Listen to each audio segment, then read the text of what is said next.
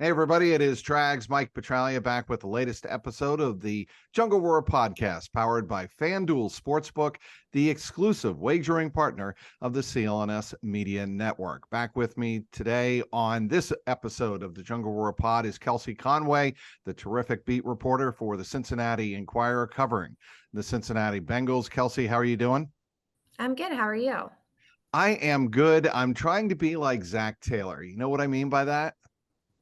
Why? Optimistic? Yes, optimistic and maintaining purpose to my every step in life, and that's what he was doing on Monday when he said that there is still hope for a special season.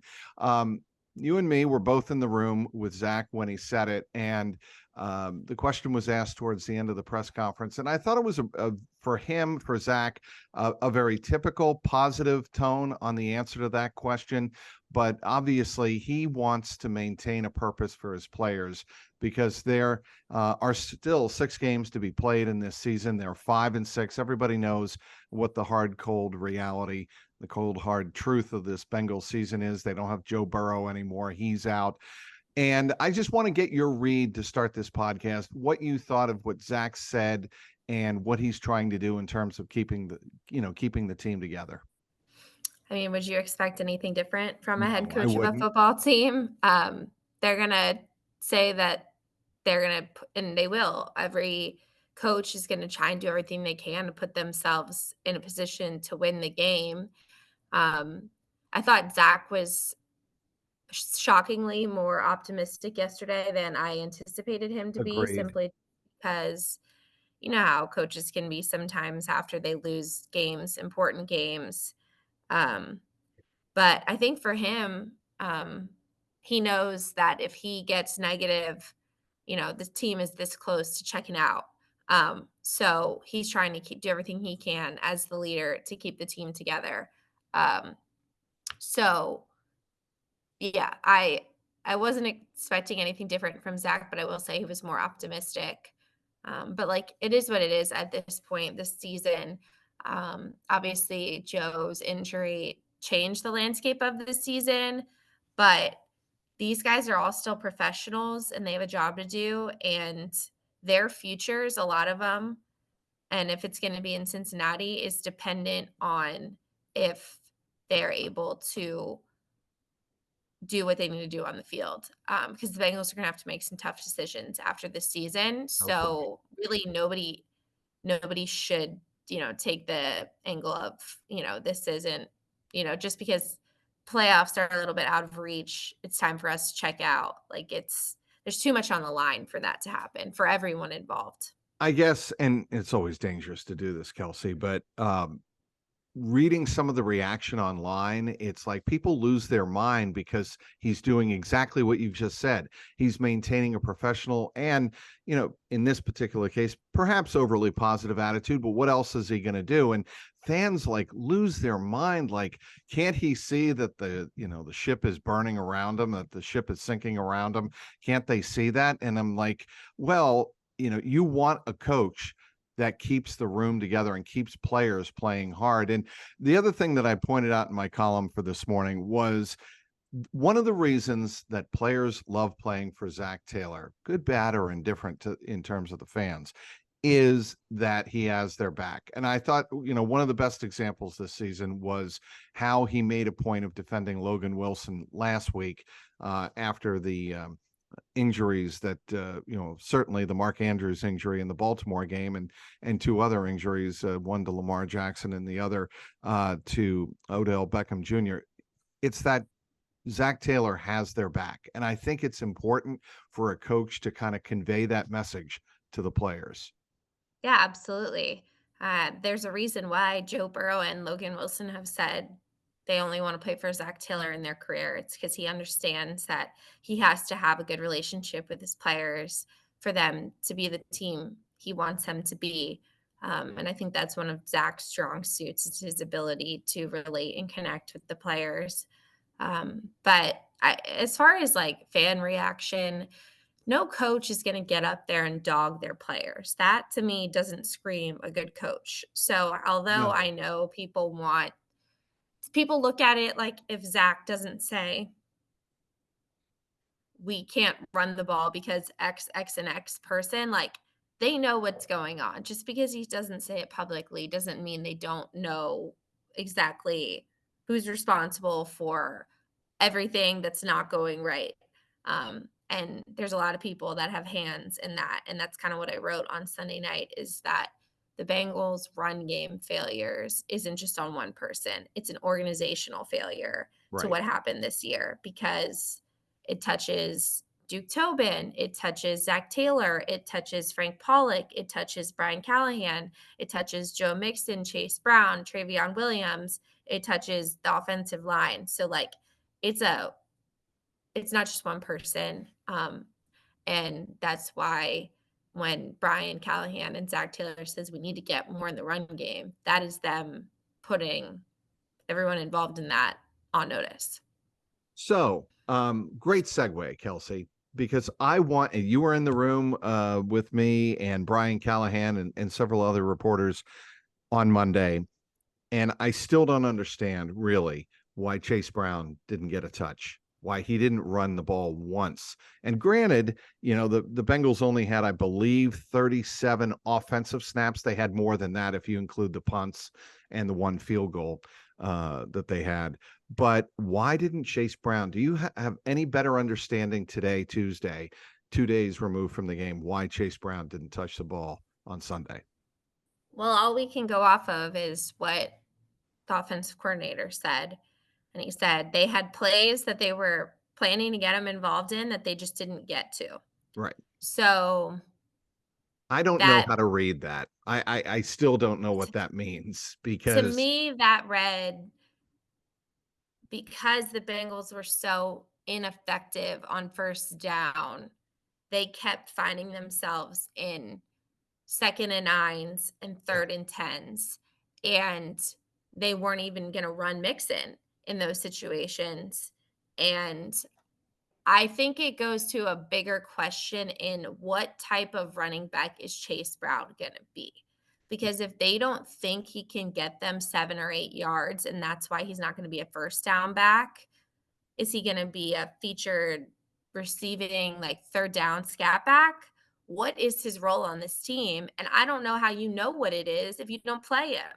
So that's why I was the one encouraging thing that listeners and fans that have that same question is I think he's gonna play more this yes. game and, throughout the rest of the season. I think that goes for Chase Brown and Charlie Jones.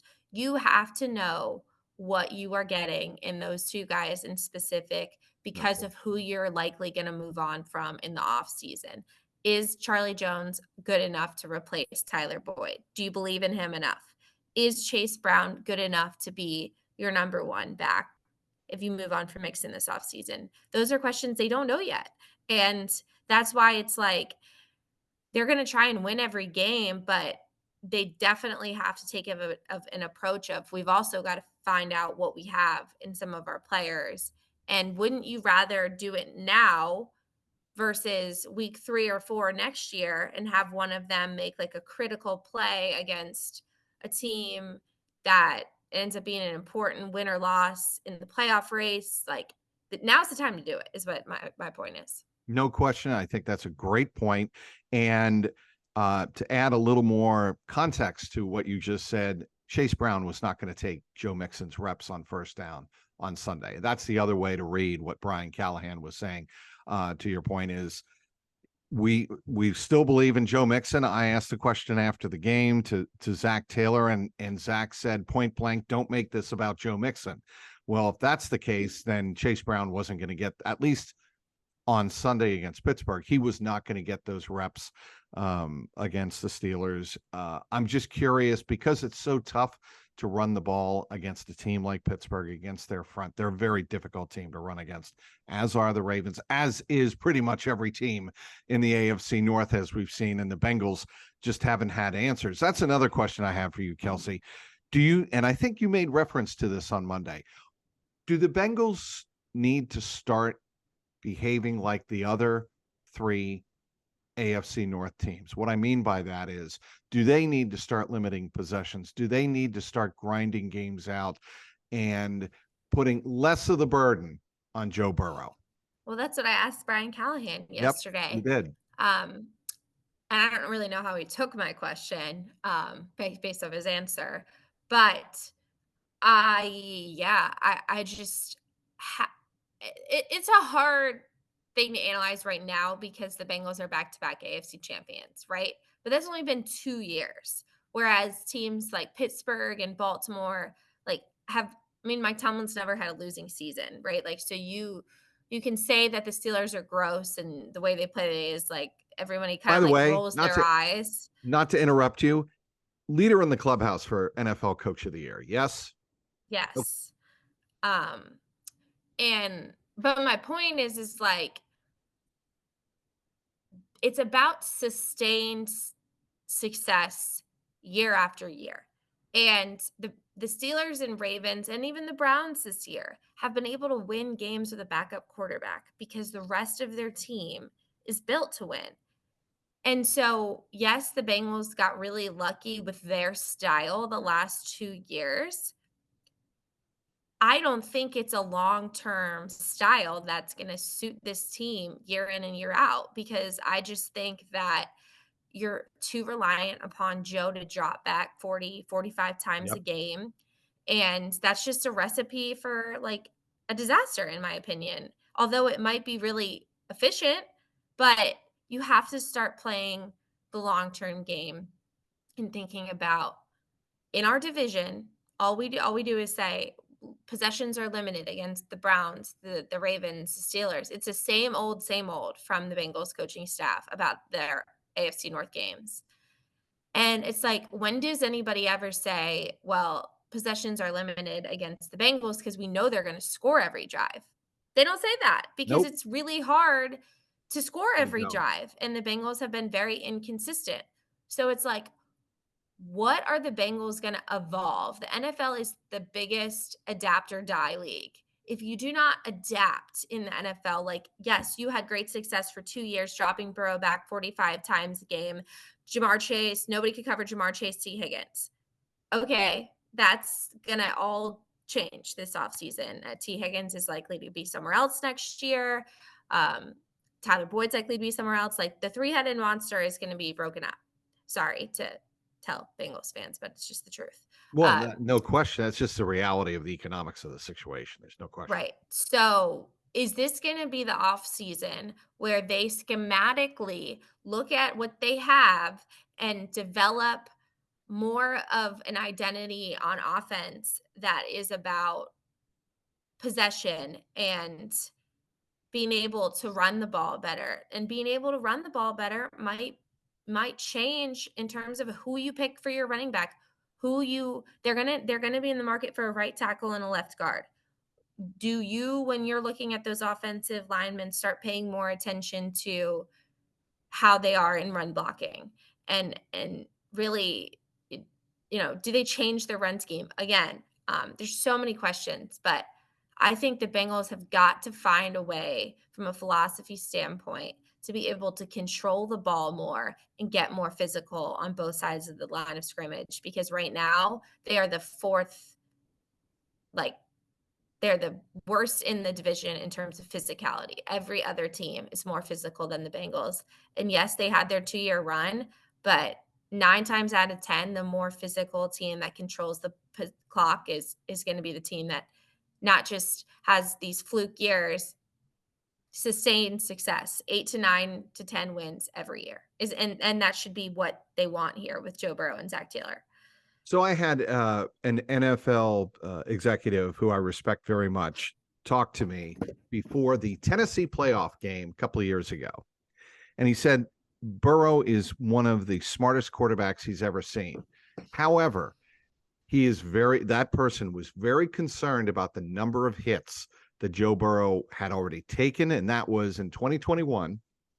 And the number of hits that he might be taking going forward if the Bengals didn't have a good running game to protect him. And as we saw this year, he kept getting hit. He kept getting hit. And eventually, Jadeveon Clowney ended, essentially, for all intents and purposes, ended his season. And I guess my point about the run game is there are other successful quarterbacks who pass a lot, who have the threat of a run game. Joe Burrow does not have that, which is why all of these teams have no hesitation right now, Kelsey, of just pinning their ears back and going after the quarterback in different stunts, A gap, double A gap, off the edge. We've seen the Bengals, have trouble with a lot of edge rushers, but they've had a lot of trouble protecting Burrow up the middle. There's been no threat of a run game. Until the Bengals fix that, I think Joe Burrow is not going to see his potential as I feel one of the top 3 quarterbacks in the NFL. What say you? I mean, I agree. Um, I I think that, like you said, and remember I asked Brian Callahan about that graphic about the Andrew Luck hits Yes. and the amount of hits he's taking, and again, they're like, it's a off-season conversation, but I just think that every year they should be drafting offensive linemen in the top first to 3 rounds every year. And, I know it's not sexy, and I know fans want to fall in love with X tight end and this person. If you draft the best offensive and defensive linemen available in the first 1 through 3, you'll always have a chance, and it'll always give Burrow the chance to be the best he can be because Burrow can make a 4th round receiver look good. He can. Yeah, no, it's a So great point, Kelsey. I'd rather take a first or second round offensive lineman versus a 4th rounder like Cordell Volson, where it's like, yeah, he was okay and now he's regressing. Build through the trenches, protect the I investment, and that couldn't is agree Joe more. Burrow. My issue with Cordell Volson is I think he is a very good run blocker, and he actually had a pretty decent pass blocking game this past game, but that certainly has not been the case all season, no question about that. But I think they draft a people mover like he was at North Dakota State, and then they don't use him that way when he gets here, and they just don't have enough downhill run schemes built in for a guy like Cordell Volson. Then you ask the question, okay, why did you draft him if you're not going to use him and put him toward the strength he was designed to play toward? And so, again, that's an off-season question. We can get to that in a little, down the road. But I want to get to the defense. And DJ Reader spoke on Monday in the locker room, and he really did bite his tongue. He didn't want to get into a lot of the specifics of what's gone wrong, why is this year so different for this defense as opposed to the last 2 years when they were able to come up with big stops and not be so reliant on the turnover. Every team needs turnovers, but this team, the Bengal team, if they don't get the turnovers, they have no chance of stopping anybody. And I think you could see the frustration on DJ Reader's face. What are your biggest takeaways of the defensive failures this year, Kelsey? That is something I can't quite put my finger on, because I wasn't expecting it, and they returned so many players that were really good last year. It's easy to say how much they miss Vaughn and Jesse, Right. That's but part of it, but not it's not not the nearly the whole whole thing. story. Yeah. Correct. Um, I just think that they don't have enough interior dogs. Like, I DJ like can't that. play the amount of snaps at 30 years old that he could at 24. And the Bengals did no favors to themselves by not replacing someone behind him, knowing that he was going into the final year of his contract. Like, that to me, them not taking a tight end or an interior defensive lineman were the 2 biggest surprises to me in the draft, because I was like, it's likely that, you're not gonna be, able to sign DJ Rader to another extension, nor I don't know if they want to, um, but he'll be pricey. So, how do you not have a rookie behind him that DJ can mentor that can also get you 15, 20 snaps a game behind him? And, if you look at when the Bengals defensive line was the best, It was the year they went to the Super Bowl when they had Larry Ogunjobi as that third piece, and it was Larry, DJ, and BJ, and, like, they were just vicious. Now you're asking DJ and BJ to play more snaps because the guys behind them just haven't developed, like, You Zach think Carter they're just run down? hasn't. It's that simple. They're run down. I think they're run down, and they're on the field all the time. And I think there's just not enough depth on the interior defensive line, and teams are able to key in on Trey. And then when Sam was out, it was like, who scares you up front? No one. I mean, I think those are all very, very valid points. You bring up not drafting defensive, a defensive tackle behind DJ and BJ.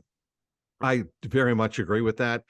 The tight end situation, once Dalton Kincaid went off the board, Dalton Kincaid went off the board, I don't think they valued anybody else there who they felt were going to spend draft capital on taking. I think they had their sights set on one, maybe two tight ends, and once they were off the board, and Joe doesn't throw to tight ends much to begin with. It would have been great to have a tight end as a weapon, but I just don't see that as a priority right now in this offense. I think it should be. I think that'd be, by the way, another way to help protect Joe. But anyway, all over the map here. I just think that, there are so many issues with regard to the Bengals' depth on their roster.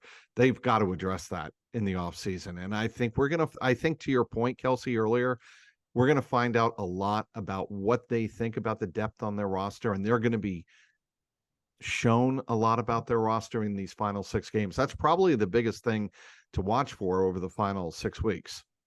Yeah. But I will say that, remember, Zac Taylor said this is the deepest roster that he's ever had in Cincinnati. So, Yep. Well, no, great point, Kelsey. And I think a lot of us, very objectively looked at this roster in June, July, even in May after the draft was over, and looked at it like this is a pretty deep roster, simply because that you all already had star players who had proven success at a high level, a team that had gone to the AFC Championship 2 years in a row, one play away from winning a Super Bowl, and you thought everything was lined up. And then, certainly the age of the defensive line has, I think, been a concern, and they're going to have to start getting younger along the defensive line. And you're going to have guys like Miles Murphy, obviously, who else? Joseph Osai. Joseph Osai. Thank you. They've got to get something out of him that's more, that more resembles the way he came out of the gates in his rookie year before he got hurt in that one preseason game, the way he played at the start of his second season. They haven't seen anything close to that. And that's another question, I think, Kelsey, just real quick, your thoughts on why hasn't Joseph Osai, developed this year? It's the $1,000,000 question. I don't know. I asked Lou Anarumo, did you expect him to be further along at this point? And he said, yeah. So I don't, I wish I knew more about it. I don't understand where the inconsistencies with his game lie. But his playing time and the fact that he was, playing in that preseason game, and Zach said it, he Yep. needed the snaps. Like, they don't know what he is on a consistent I was basis. stunned by that then. I'm still stunned by it now. Why he doesn't get on the field more, why he isn't an impact player, at least in third down situations where it's pin your ears, but just go after the quarterback, get to the quarterback. And maybe he's thinking too much out there, and he's, very indecisive. Let me ask you this. Do you think that play in the AFC Championship game has impacted him at all? No, no. I think